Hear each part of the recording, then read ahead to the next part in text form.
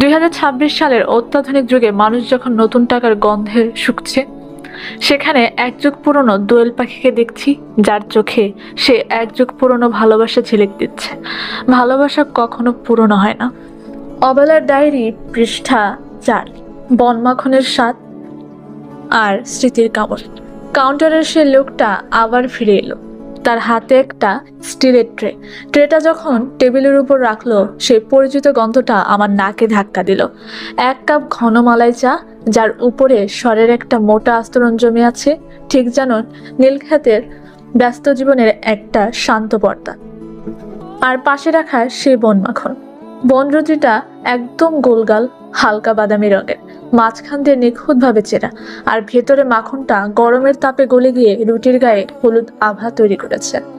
আমি রুটিটা হাতে নিলাম, নরম গরম আর তুলতুলে, মাঝখান দিয়ে চেরা।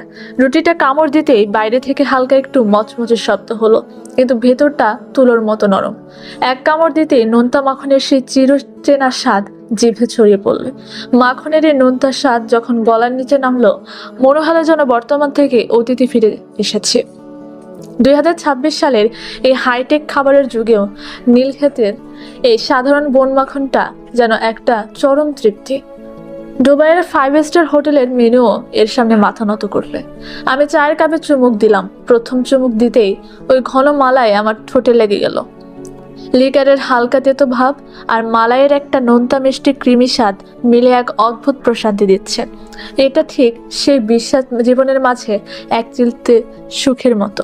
জানালার ওপাশে তখনও রিকশার টুংটাং শব্দ আর বই বিক্রেতাদের হাঁকডাক চলছে। আমি এক মুহূর্তের জন্য ভুলে গেলাম যে আমার উল্টো পাশের চেয়ারটা খালি। হঠাৎ মনে হলো বনরুটিটা ছিঁড়তে গিয়ে আঙুলের শক্ত কি যেন একটা ঠেকলো। আমি রুটিটা সাবধানে খুললাম। ভেতরে মাখনের স্তূপের মাঝখানে ছোট্ট একটা পলিথিনে মোড়ানো চিরকুট। আমার হৃৎপিণ্ডটা এক পলকের জন্য থেমে গেল।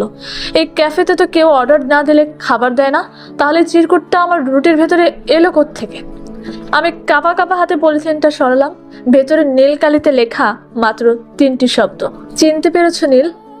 পেছনে কিছু লেখা আছে। উল্টে দেখলাম, আমি কিন্তু তোমার প্রতিটি চুমুক গুনে রাখছি নীল। অবেলার ডায়েরি পৃষ্ঠা 5। ভিড়ের মাঝে এক অদৃশ্য ছায়া।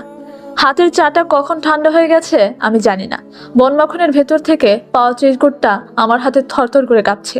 ওই হাতের লেখা, ওটা আমি 1000 বছর পরও চিনতে পারবো। ওটা মেঘনারই লেখা। আমি ঝট করে উঠে দাঁড়ালাম। ধাক্কা লেগে নড়বড়ে চেয়ারটা উল্টে মেঝের উপর করত করে একটা শব্দ হলো। ক্যাফের সেই চশমা পরা লোকটা ড্যাব ড্যাব করে আমার দিকে তাকিয়ে আছে। আমি দৌড়ে তার সামনে গেলাম। এই বনরুটিটা কে দিয়ে গেছে?